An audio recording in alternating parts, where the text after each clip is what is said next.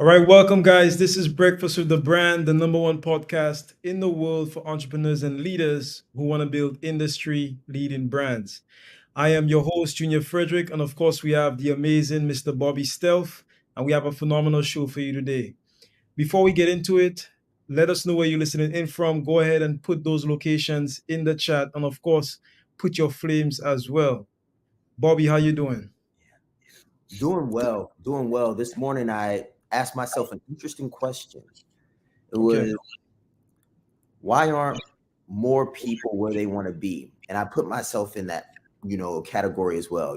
Everybody wants to be further than we actually are. And I think part of that is human nature. The other part of that is some people just don't do what needs to be done. So I ended up saying to myself, we know what to do. Many of us can do what needs to be done. Like, let's say we need to write a book. Like, we know we need to write a book, and we very well could write a book. Let's say that that's a simple task.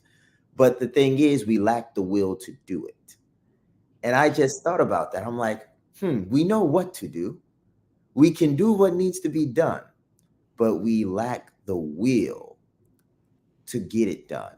And I just pondered that this morning. So I'm feeling very reflective, very excited. I'm going to be looking at my own desires and the things that I want for myself and what things that I have lacked the will to see through and how I can change that. So I'm excited to see where this energy takes us. How about yourself? How you doing this morning? Man, I am feeling amazing as usual. I'm feeling good. I feel like I've arrived at a new point in my journey. Mm, I have a lot more clarity on a lot of things. Like guys, number one, you could never have enough clarity. Like there's always more clarity to be found. So that's number one. But Bobby, I feel absolutely amazing. I feel a little bit more mature with regards to this space, if that makes sense. Like when you become more mature, it's like things that you may not have been able to see, you just start to see them. You see more clearly, and maybe things that were a big deal before, they're not so much of a big deal. It's like, okay, yeah. I've seen that before. So that's sort of the way I feel at the moment. Now, when you said that, man, you've opened up a very interesting kind of worms there. I don't know how deep you want to go down that rabbit hole, but one thing I'll say is people often know what to do, but people don't do what they know. So we know what to do, but we don't do what we know. We know what to do, but we don't do what we know. And when you talk about will, like if you have to define that and really get into like what that actually means, then this conversation could take a very, very interesting turn. Yeah. But answer your question, I feel absolutely amazing. I want to send a quick shout out to everybody viewing. So I see Bradley, Mr. Joel Smith, the man himself, Tia Rogers, Dr. Michelle D. Clark. She says, let me put this up. She says, there we go again. Superbly sensational Saturday. Mm, Dr. Michelle again.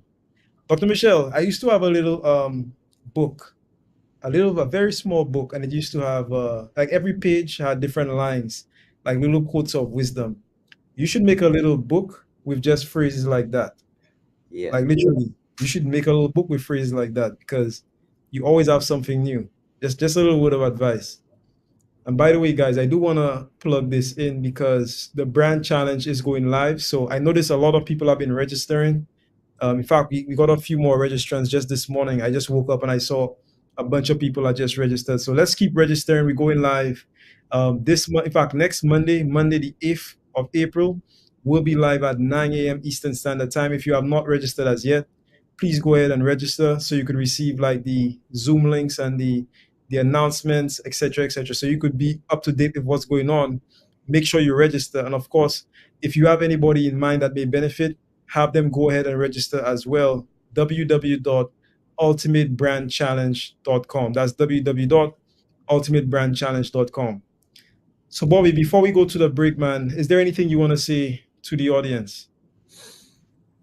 Yeah, the last thing I'll say before the break is whatever you're holding on to that good and well, it could be a habit, it could be a person, it could be a old identity. Like anything you're holding on to, let it go. If you're trying to grow, you're going to have to let that thing that's not congruent with your next level and your future self, you got to let it go. So that's what I'd say to the people. I said Shaan Ride East. I'm proud. I said Shaan Ride East. Leadership is not the brand they made for us. Listen, he brought fire, heat. He didn't hold back. 20 years down the line, what I could sell, why not serve first? Service over salary. Branding like a leader closes the gap for people who want branding. Speaking like a leader closes the gap for people who are nervous about speaking. If Steve Jobs would have speculated, we wouldn't have Apple. He changed lives. He helped people open up their business and start their business. We are the brand. Some people say, Shaan, should I quit my job? Mentally, yes. As a speaker too, to be able to learn from him and watch him and game respects game. And I want to have that much game someday. The right client, pay $500,000 for what you do. You have to be bold in your beliefs. He has been an amazing asset to this event and a pleasure to work with. Very captivating, collaborative, worked very well with the audience. I want to help you. Put a 0 behind your number, right? The session was great. How he is online, virtually, he is even more phenomenal in person. Be the face of change that you want to see. Stop asking questions and start giving demands. The entire team has just been absolutely incredible. They are a joy to work with. They go above and beyond. Give yourself a round of applause. Yes, yes, yes. All right, guys, so we are back. Welcome to Breakfast with the Brand. And today, I believe Bobby has a very interesting topic. So I'm going to pass over the mic and allow him to introduce it. So what's up, Bobby? Man, I'm thinking again, we should talk about growth. To have a good conversation about what it really means to grow, because every entrepreneur is trying to do that. Like, they're trying to scale their business, they're trying to scale themselves, they're trying to grow their income, impact independence. Like, they're trying to do all these things. And sometimes the process of growth can be an illusion and it can be elusive. So what I mean by an illusion, we can think that growth is going to look one way. We think it's going to be like, oh man, I blew up, and I'm here now. But in reality, it's actually an elusive process of constantly figuring out what it's going to take to get to where you are right now, Junior, which is in that state of clarity and reflectiveness. But when you get ready to grow again, because you're always growing, and I know that about you personally, when you're ready to cut the gas up, you're going to be lost again to some degree, but at a much higher level. And then it's going through the process all over again. So I'd like to first open it up by saying, I remember when 10K a month was like my ultimate goal. Like, I was like, yo, once I get to 10K a month, I'm there. I made it, 6-figure earner. Life will be good. And as I was approaching my goal, I'm getting excited. Wife and everybody's like, you're almost there. This is what we've been waiting for, and I get there, and then I had to start paying 10K a month to stay there. Very interesting. I was working so hard to get there, and then when I got there, just to stay there cost me everything it took to get there. And I think some people are growing right now and might be a little confused. So, Junior, if you don't mind talking a little bit to what the process of growth has looked like for you, as you have personally seen so many people come through, branded like a leader, coaching like a leader, closing like a leader, and you've seen them grow. You saw me day one to today. You saw Michelle day one to today. You saw people like Travis day one to today. So being so close to people's growth process, what do you know about the growth process and what it really looks like? That's excellent, Bobby. And let me just clarify something. There's always more levels of clarity. There's always higher and higher and higher levels. So the way I look at it, it's like a staircase.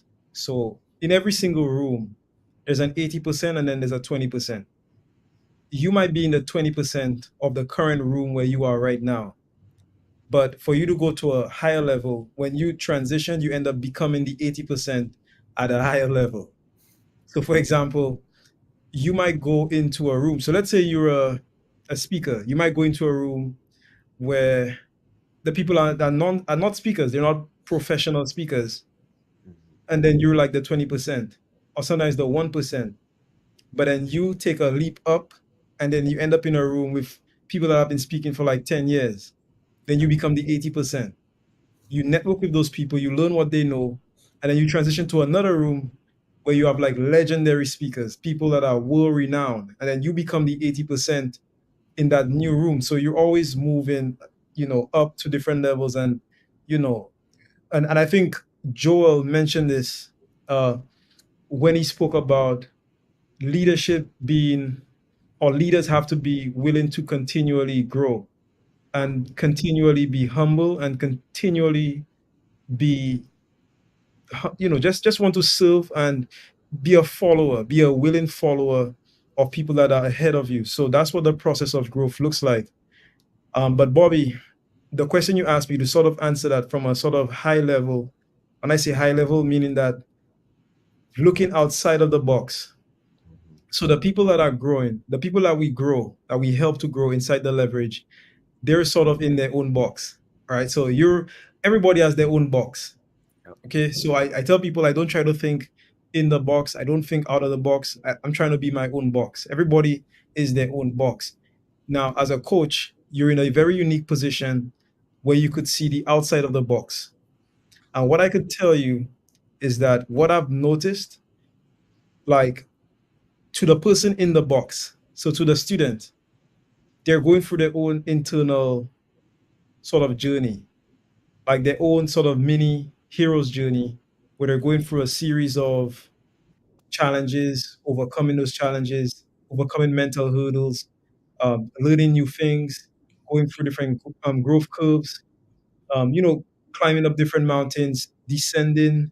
Sometimes they feel like this doesn't work. And, people going through their own roller coaster of mental thoughts. But realistically, me on the outside looking in, the number one thing I notice about growth is really and truly a change in perspective. So it's a change in perception. So did the student change? No. Did they physically change? No. Their perception changed. Their perception of the problem, or their perception or their perspective of, let's say, branding, or their perspective on closing, or their perspective on coaching, or their perspective on speaking. There was some sort of perspective shift, right? That happened. People saw things in a different way. And as I've said before, when you change the way you look at things, the things you look at change. Wow.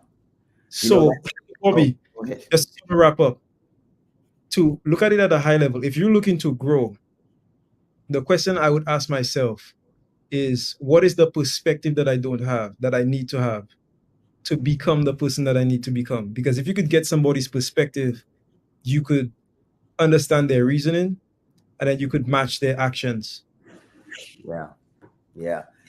I just want everybody to understand that you can do this, right? You can 100% do this, because I know there's someone watching this right now that's probably feeling like they're ready to tap out. Like, everybody that's really growing is getting close, like, to tapping out. They're like, oh my gosh, if one more thing goes wrong, if this paycheck doesn't come through, if this thing doesn't work out, like, everybody's close if they're really growing. Like, you're close to a breaking point. And the reason I believe this is because, in my personal experience, I've realized you've got to break your world in order to build your future. Like, you've got to break your world. And what I mean by that is, in our worlds, we have like gravity, and gravity attracts things to you. It causes things to circle around you. Very simple concept. We all know it, right? So when you create a world and you live in a world, you've got all of these things circling around you, say people, old emotional states. It could be old ideas and perspectives of yourself. And now you've got somewhat of a solar system, like, and that's your world. And in order to break out of that entire construct sometimes and rebuild in a new ecosystem, you really have to break what it is that you have held dear for so long. So one of the things that I think is super exciting about growth and also very painful about it. But it's like, it's not a bad pain. It's just that it's uncomfortable. You know, growth is never comfortable. People do not grow in their comfort zone. But one thing that I've noticed about growth is that when you are growing, you never feel like you're doing enough. Like when you are in the process, like I would venture to say Junior may have one point in time never felt like he was making enough calls. He might have hit 200 calls, and like at one point in his life, he was like, maybe I should do three. Maybe I should do 300 calls in a day. And I think everybody feels that way. Like for me right now, I literally went from the 20% to the 80%. So there was a place in my business where I was closing all the deals and the higher ticket deals, and the biggest deals were being closed by me. And then I got in a new situation where I'm kind of at the bottom of the barrel, and I'm like trying to figure out how I'm going to close a deal that's big, like maybe a bigger deal than I've ever closed. And it's a very interesting situation because it's like everybody around me seems to be bouncing around. They're happy, they're smiling, and I need another list of numbers. Hit me, hit me. I'm at the blackjack table, like hit me, you know? So I think that getting comfortable being uncomfortable is very important. So my next question for you, Junior, is during your growth process, because you shared a story with us where you said you had your head on the steering wheel, you could see the street, there was a hole in the floor of the car. And Yeah. during that stage, you said you began a journey. Now, as you began this journey, you also talked about a time where you were on a scaffold closing a deal, right? So I would like you to talk to us a little bit about what that experience was like. How did that grow you? Because it couldn't have been comfortable. You had to somewhat be a little nervous, like you're hanging from a building trying to close a deal, and you could potentially drop the phone or let go of something that's very important to hold on to. So what was that experience like for you? Man, I wasn't even thinking about that. I wasn't. It's almost like like when like NASCAR when they race around the track. If you're teaching somebody to let's say drive or to do like race car, or even like what Joel does with the flying. And I think Tony Robbins says it best. He says, where focus goes, energy flows. So where focus goes, energy flows. If you're in a race car and you're looking at the curb, you you're going towards the curb. I guarantee you. If you're flying and then you're looking towards some kind of obstacle or something, you're going towards the obstacle. So I think it's better to just focus on where you want to get to. Of course, don't be unconscious of what's around you, but the focus should be on where you want to get to. So to answer that question, the experience for me, now if I had to break it down, I've never consciously thought about it. So I wasn't thinking about it. But now that you've asked me the question, if I had to sort of recall what it was like and talking about what we're, discussing right here, I would say that if I had to sum it up into words, the biggest lesson here, I would say it is mental alchemy. That's the term I would use. And what does that mean? Alchemy, if you know what alchemy means, alchemy used to mean turning lead into gold back in the day. So basically, just transforming one thing to another thing. So what I mean when I say mental alchemy is taking a bad perspective and transforming it into a good perspective or a useful perspective. So people tell me all the time, I have to go to work. I have to go to work. So if you work a 9 to 5 that you don't like, you might say, well, man, today's Monday. I have to go to work today. Mental alchemy says, I get to go to work today. Look at that. Small change, one word. I have to go to work. I get to go to work. I have to make 100 calls. No, I get to make 100 calls. I have to do this. I have to do that. I have to do so much work. No, I get to do so much work. I have to speak to so many clients. No, I get to speak to so many clients. Yeah. That one change in one word gives you a different perspective and puts you on a different trajectory into something that is negative to something that is positive. So for me, in those moments, and this is the same moment, like, talking about when I was, looking down at the street and all that, like in those moments, it really required that mental alchemy to take that seemingly negative situation and transform it into something positively. And that requires a lot of conscious thought to be able to do that. Yeah. Like, even if you're going through something, you still have to have the will. So Bobby spoke about will. Will is a tool that we have to deploy to change our mental perspective. Mm-hmm. Say that again. Will is a tool that we have to deploy. Now, I'm using my words very specifically for a reason. So when you deploy something, it means that you use it, you let it go. So you deploy, you know, different things. You send something out. So you send out your will to be able to transform your mental situation. So if you're in a state, right, Bobby, where you now become the 80%, you can use your will to transform your perspective and then be re-become the 20%. Now, it's so interesting what you said about that, because I've been in many situations like that. And that's where we get into, I believe, what Joel spoke about when he said transferable skills. Transferable skills. So I've entered different industries that I've never worked in before, okay? Where I was brand new. I didn't know anything about the product. I didn't know anything about the process. I didn't know anything, but I knew how to sell. And then if you have that ability to use your will and to be conscious in your process, then you can quickly regain your position as the 20%, even if you're coming in as the 80%. So it means that you could, like Bobby, literally, you can transfer the skills that took you or that made you the 20% into that new industry or that new space to become the 20% again. You just have to shift your perspective and find the perspective that you need. So I hope that answered your question. But what people are looking for, man, I don't know what it's called, but I would call it mental alchemy. That's the way I think about it. So how do you transform your mental state?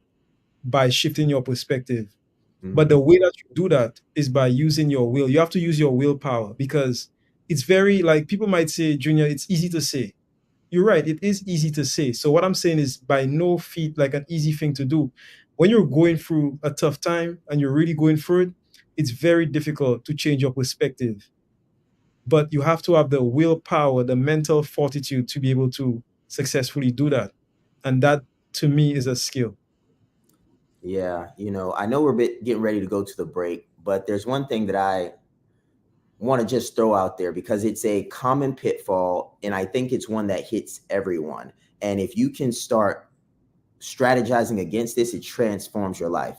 At least it did for me. So I want to give it to you guys this way. Most times when we're going through something extremely painful, we look for a way to stop the pain or to at least alleviate the pain. And what we tend to do is find something comforting. And that comforting thing is oftentimes, always, a vice. A vice. And that vice doesn't have to be anything, illegal or crazily bad, but it could be a vice for you. Let's say going to sleep with the TV on is a vice for you. Like, you don't get the best rest when you go to sleep with the TV on, but you're stressed out. You got all these things going on. You just want to watch something funny and fall asleep. And those little things, those little comforts are the things that prolong the suffering, in my experience. So it's like, not only is it challenging to will yourself to do what you know you need to do, I've also found that it's the distractions that devour our dreams. It's like you're so close, you're doing all the things right, but you have this one distraction that's like taking your mind off of what it needs to be focused on. And it's often in the form of a vice. So if you can find a way to attack those vices, or take your TV off the wall, or put the Debbie cakes in a safe and throw away the key, find a way to protect your focus and attention. And I found that that's very, very helpful when the going gets tough. 100%. Guys, so let's just check in with the audience. Guys, if you're learning something this morning, just put a number 1 or put some flames in the chat. Just let me know that you're following along. Let us know that you're learning something. Go ahead, put some flames in the chat. We'll be right back after this very short break, and then we'll be getting more into the growth process and sort of the mental abilities that you need to be able to grow. Stay tuned. The difference between sales and closing, I get this all of the time, guys. Closing is elegant. Closing is luxurious. Closing is the most profitable. Sales, high pressure tactics. No one associates car sales, right, the sleazy sales tactics with closing, because closing is elegant. Closing is excellent. You have to be a professional in order to close deals. Listen, when you do this the right way, when you learn what we're going to teach you in here, your clients will be trying to close you, and they won't let you close them for low numbers. So you'll be able to heighten, increase your profitability, increase your visibility, increase your reach, and increase your impact in the marketplace, and be confident and comfortable charging higher prices than you ever thought possible to the right people who can actually pay for them and then say thank you for closing them.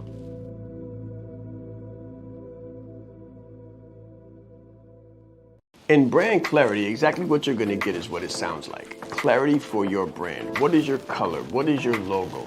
What is your unique value proposition? Who are you speaking to? Why? How should you speak to them? How should I position myself? That's what you're going to learn in brand clarity. You need other people to have the same clarity on your brand that you do. But this is the gap. If you don't have clarity on your brand, then no one else is going to have clarity on your brand either. It's like messaging. Your message sounds clear to you, but is your end user receiving the value that you're trying to provide? I guarantee you that after you go through brand clarity, they will, and so will you. And that's how you'll scale your brand.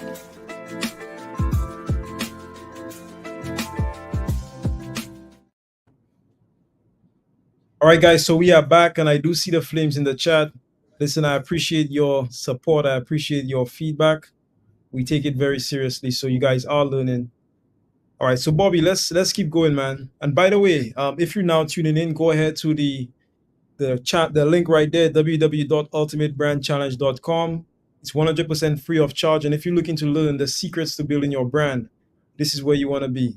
Starting next Monday. In fact, 2 days from now, April 8th, we're going live at 9 a.m. Eastern Standard Time. We'd love to have you with us. Bobby, let's go. Yeah, during the break, I wrote something down that says integrity is the beginning of power. And I think that's what's so powerful about what we do here with the brand you, not what you do. Because when you brand you, let's say that's authentically who you are. And let's say you obey your own convictions, like you have these convictions of what you think is right, and you follow those convictions. It's like that's the beginning of power. And I think everything else outside of authenticity and integrity is force, and most people that do business know, like, when you try to force something, it rarely works well. Like, anytime you try to force something, it rarely works well. But when you have a reservoir of power that's constantly flowing, whenever the right thing is connected, boom, it happens. So it's like in business, it's not really about trying to force the right thing to happen at the wrong time, but it's rather about being connected to your authentic power source. And when the right connection arises, you're ready to light something up. So as we talk about the branding piece a little bit more, and we talk about leadership a little bit more, as we really integrate all of this into the growth process, my question for you, Junior, is how has your leadership development been a source of power for the people that you lead? Because I know that you have different VAs, you've got different assistants, and all of these individuals work for you. And as you grow, I would assume that they get more from you. You're more of a power source to them. So as you've grown as a leader, how have you seen your subordinates, in this case, but they're not necessarily under Junior, but the people that work with you, that you're responsible for, how have you seen them grow? That's a very interesting question. So I think, in fact, I know you can only grow. Like if you're following someone, if you're a follower, and follower means somebody who's willingly following somebody. Okay, if you're willingly following somebody who's a mentor, you can only grow as far as they grow. And to me, the fastest way to lose a mentee or follower is to have them outgrow you. So if somebody outgrows you, there's no reason for them to follow you. There's no reason for them to take your guidance, so to speak. So as I've grown, I'm always looking for ways to grow my people. So as I come across new information, I'm sending new information. I'm giving them new perspective. I'm keeping them up to date with what I'm doing. And I mean, not just business, I mean, all parts of life. So I tell them, guys, this is when I eat. This is how I work out. This is what I listen to. This is what I read. So as I do that, I mean, they're getting the same perspectives. They're also growing. And the answer to the question, Bobby, is as you grow as a leader, if you're doing it right, then your people are also growing in proportion to the way that you grow. So it's proportionate. So if you grow 10%, they're growing 10%. If you grow 50%, they're growing 50%. Right? Yeah. If they're doing what they're supposed to do, and if they're following you, and if your leadership is good, then they will grow in proportion to your growth. Junior, I love what you said about if you are a follower, you're willingly following someone so that you can grow yourself, and I think that's something that's underrated these days. It's like nobody wants to follow anybody. Everybody wants to come out on top, big dog on campus. It's like, yo, I don't need no help. You know who I am? You know who I am? Like that's the energy that I think a lot of entrepreneurs have, especially getting started, and I think it's partly because we come from the 20% in the workforce, right? Like when we're in our job and we've been there for say 15 years and we've got all this education and we've been doing this one thing for all these years, it's like you have a reason to be a little cocky, but tastefully cocky, but confidence really. But it's like when done properly, it can come off well. But when you bring that energy into the marketplace and you don't find someone to follow and you don't submit yourself to a growth process, I think that's one of the most damaging things we can do to ourselves, because now we're not growing and we're not in a position where we are humble enough to exchange ideas. And when I say exchange ideas, I don't mean just exchange ideas with other people, but I mean take one idea out and replace it with another idea. And that, I believe, requires humility. And humility, I have found in personal development, is best found when you have a reason to be humble.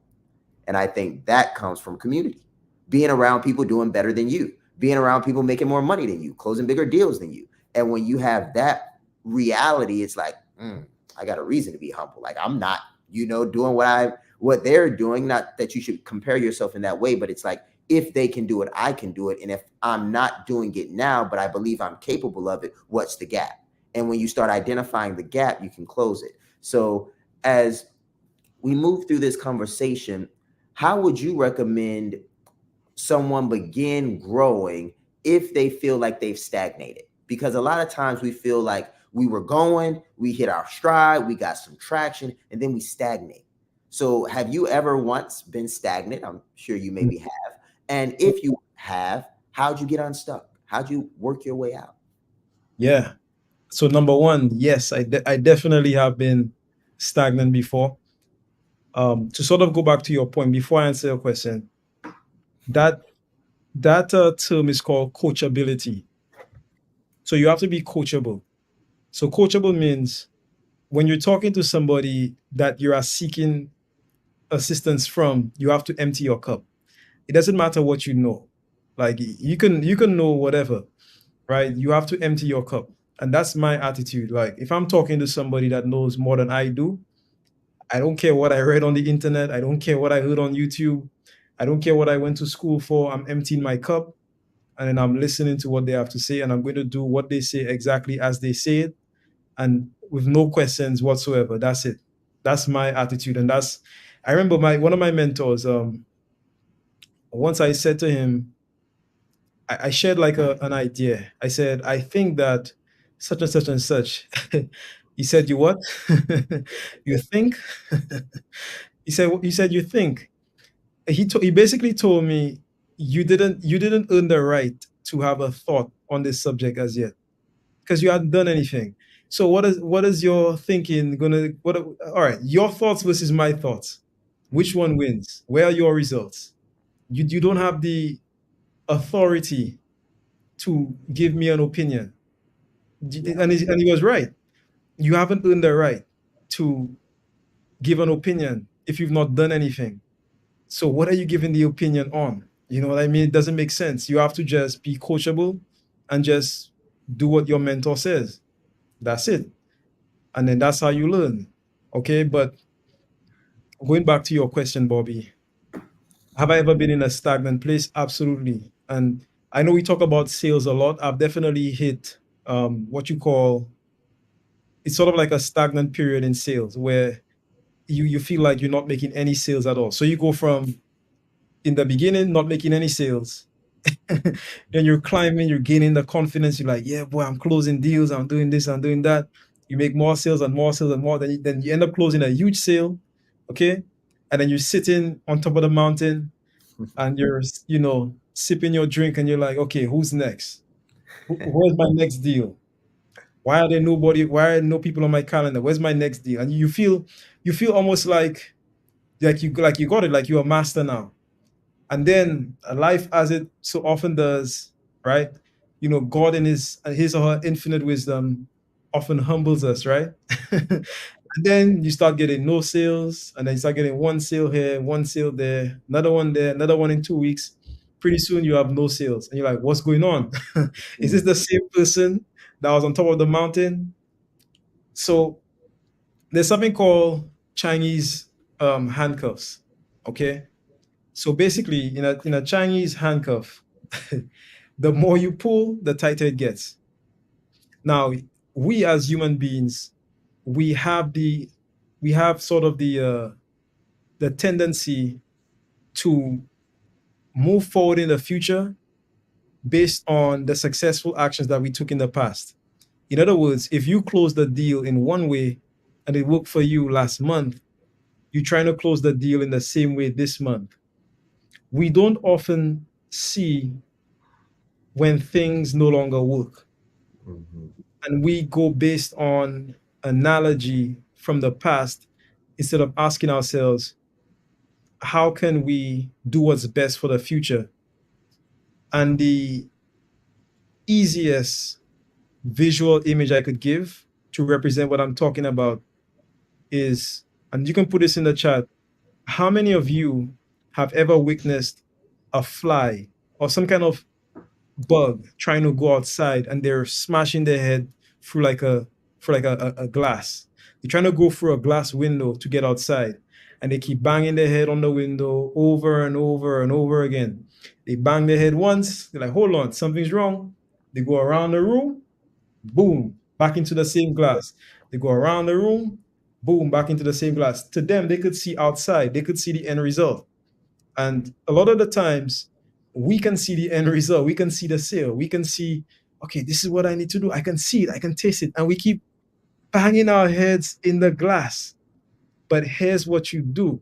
If you ever find yourself in a scenario where you're banging your head up against the glass, trying to get the end result, and you keep doing the same thing over and over and over again, and now you're in a stagnated place, the key is not to try harder. So here's what we do. We think we're not working hard enough. So then we work harder. We try harder. But as very, very wise people have said, you don't get results from working hard. You get results from doing the right thing. If I'm trying to bake a cake, the cake is not going to come out better based on how hard I stir the batter, or based on how hard I pour it into the oven, into the, the shape, the pan, the cake. If I pour it harder, it doesn't make a better cake. Okay? If I drive my vehicle harder, it doesn't make for a better ride. Okay? So hard work, yes, is good, but hard work is not always the answer. Okay? The answer is don't try harder, try different.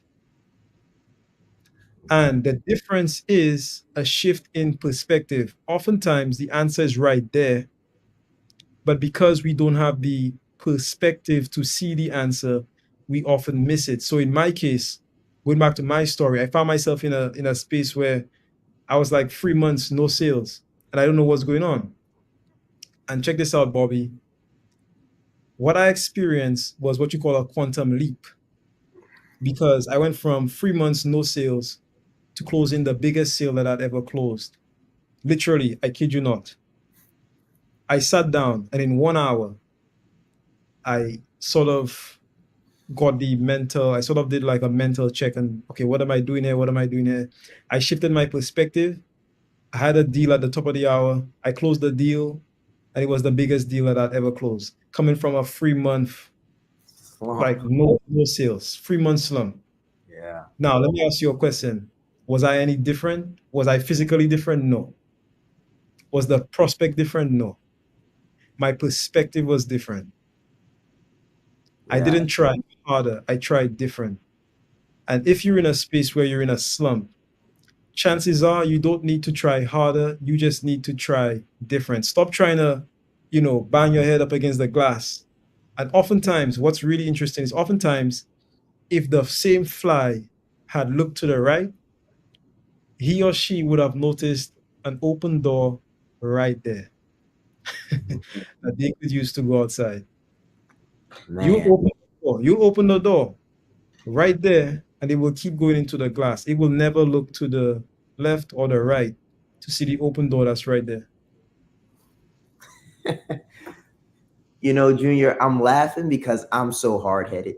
I'm the fly. Like, I am the fly. And I don't know if I'm the only one on this call right now, but I'm the type of person that says some days you're the bug, some days you're the windshield. Like, I'll just be like running into this thing over and over again. And I had to learn what you just said in a very painful way.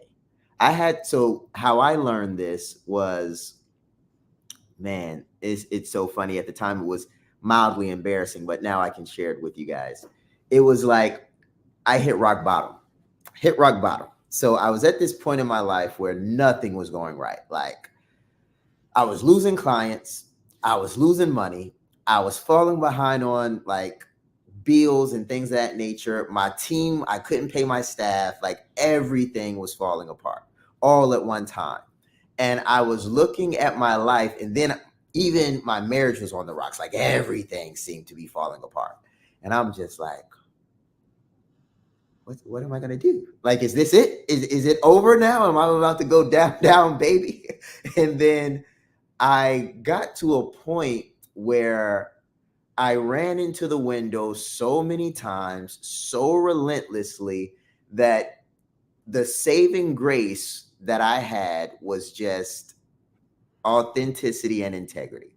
So the reason I share this is because you have to be around people that think differently in order for you to get a different perspective. And because I was around the right people in the right community and I was authentic, like, they saw me running headfirst into this wall. They saw me doing it.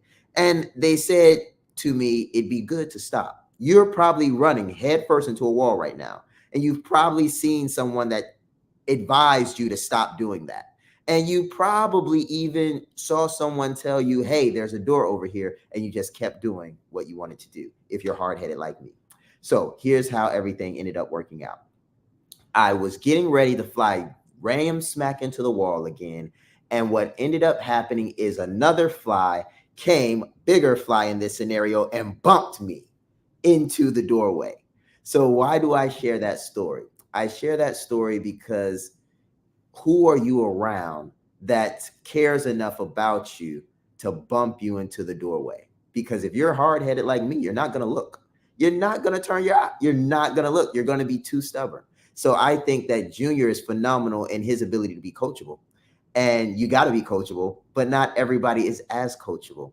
And when you're not as coachable, I think the best thing you can do, and this is just to give a different perspective to what Junior said, is like the best thing you can do is have a community or a coach that is strong enough and clear enough to bump you into the right place. So I just wanted to give that perspective before the final break, because I know we'll be able to come back and do one more thing. But like, if you're stuck and you're stubborn, good luck. Like, the best thing you can do is get around some people that are big enough and care enough to help you. Because I think many entrepreneurs have just a undying will that can sometimes, when immature, be an arrogance that needs to be put to rest. But you need someone qualified to really help you get that done. I tell people all the time, I say coaching is a future-focused, goal and action-oriented process. Emphasis on action and emphasis on process. We're going to show you how to not just coach like a leader, but to create your organization with a coaching culture, and then create your community of high-level clients who need and respect your ability to coach them on a high level. So again, this is not consultation. Consultation is being the expert. You do not have to be the expert in a vertical to be a coach in that vertical. What you do have to do is ask open-ended questions. What you do have to do is have active listening. Listen, when you get done with this course, you're going to be a master coach, a master executive coach. You can use this in whatever vertical you want to. If you want to do life coaching, this will help you. If you want to coach clients, coach teachers, coach students, this will help you. If you want to be an evidence-based executive coach and only work with professionals, that's what this program is going to allow you to do. But it's also going to help you to add a 0 to the back of your number, because you will know what you're doing. This is not hype. This is not motivation. This is evidence-based. This is factual-based, data-based, driven by science, and exalted by performance.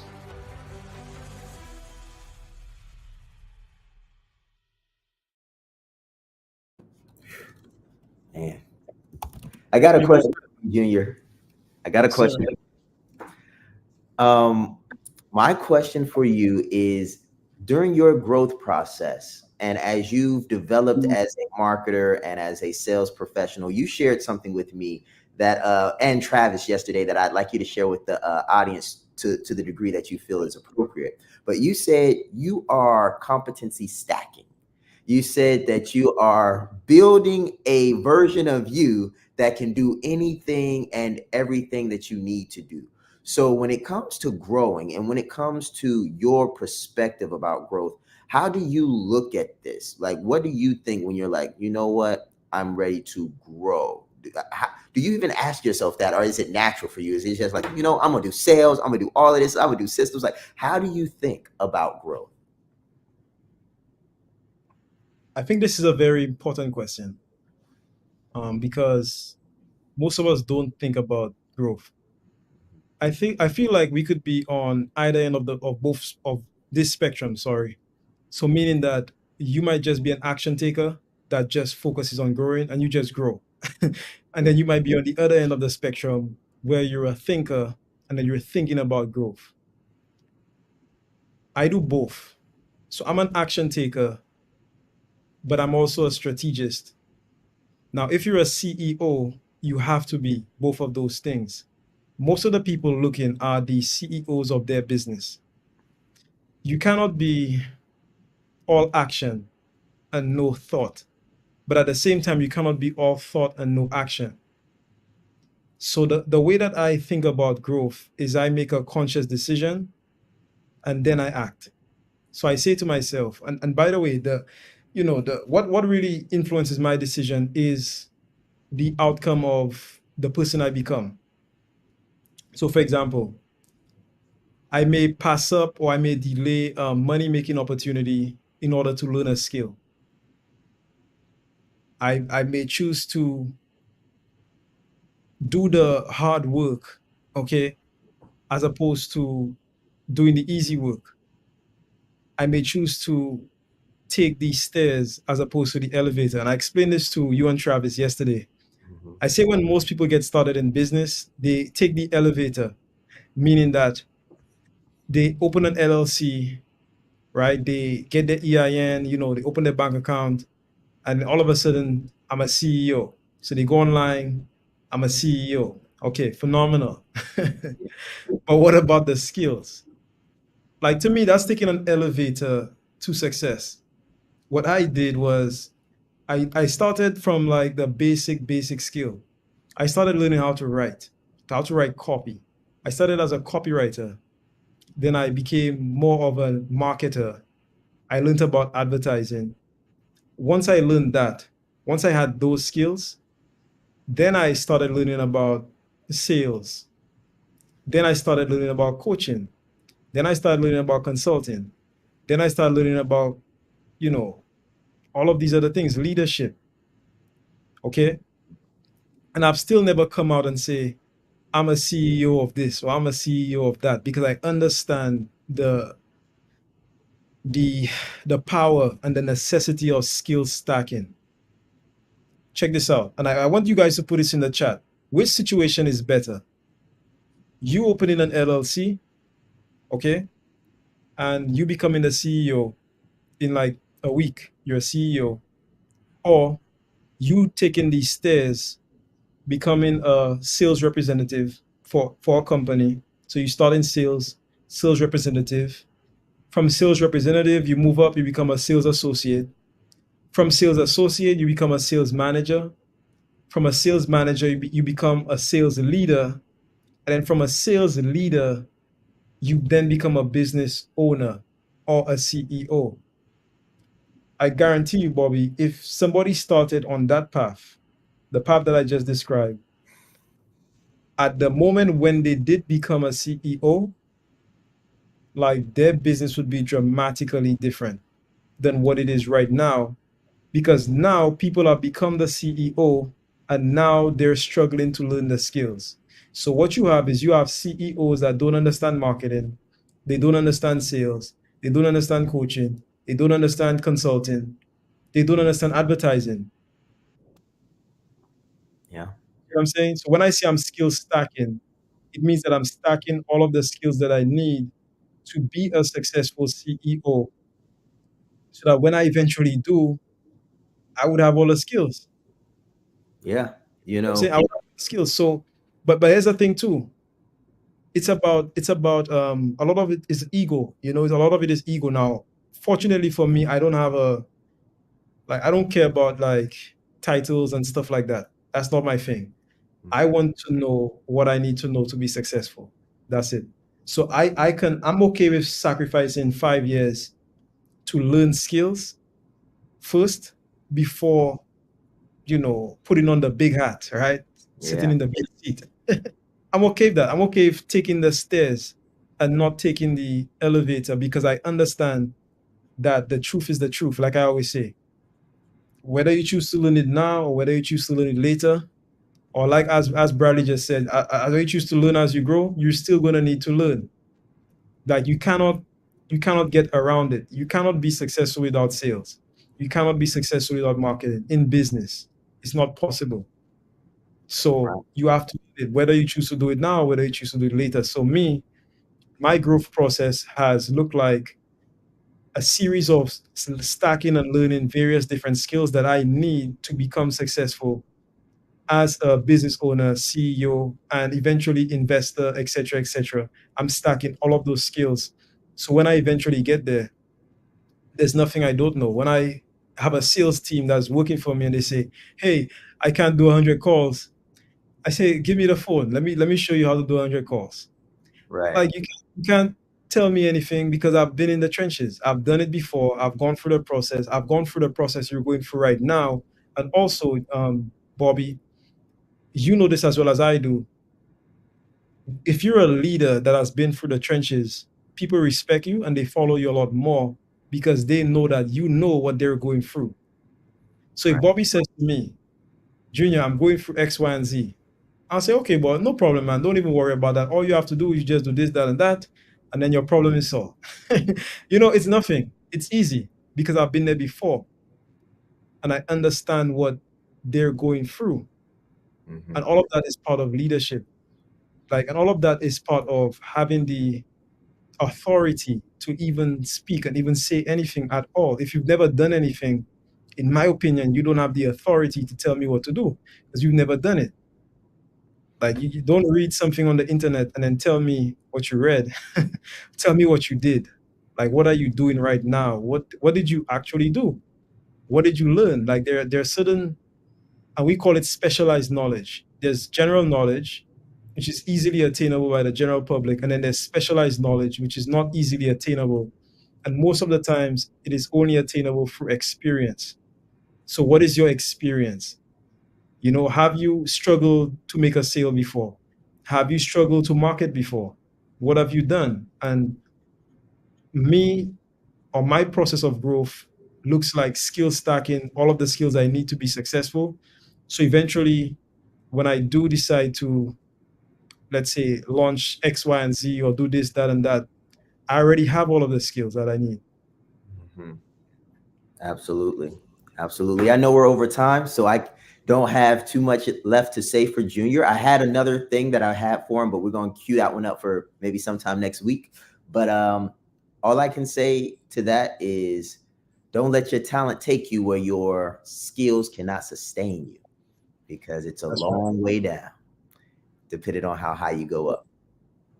And before we go, I want to tell people, like, decide to go on a run. So what I mean by a run, I believe in life we have different runs. So right now I'm on a 5-year run, meaning that I committed to something for 5 years, and I mean 5 years ago. So the process you're looking at right now, the person you're looking at right now, is somebody who started on a 5-year run about 4 years ago. Okay, about 4 years ago, I said, you know what, I'm going on a 5-year run, and in the 5 years, I'm going to learn X, Y, and Z. So what is your run? Your run may be a 10-year run, maybe a 20-year run. What is your run right now? What are you going for? Like don't try to learn coaching for like 2 months. Go on a 1 year, 2 year, 3-year run, learning the skills. And what I mean by that is don't judge yourself. When we started working out, Bobby, you know, we've always been working out. But when we really started working out, I said to myself, I'm committing to this for 3 years, meaning that I'm not gonna look at myself in the mirror and judge myself and say, I'm not getting results, or I'm not doing this, or I'm not doing that until after 3 years. After 3 years, if I still look the same, then I'll say it doesn't work. So I'm on a 3-year run. So what run are you on? Because that's the only way you're gonna have the consistency and the discipline to actually get the results that you're looking for. Thank you so much, guys. We're gonna close on that. This has been Breakfast with a Brand. By the way, on Monday, we will have a show on Monday. We might cut it, you know, early to make provision for the challenge. But if you haven't registered for the challenge as yet, go to www.ultimatebrandchallenge.com, www.ultimatebrandchallenge.com. I'm going to keep this up for like 2 more minutes after we end. So if you haven't registered, you go ahead and do that. And also invite any friends, any family members that you know could benefit from the challenge as well. Thank you very much. It's been a pleasure. Speak soon and let's grow.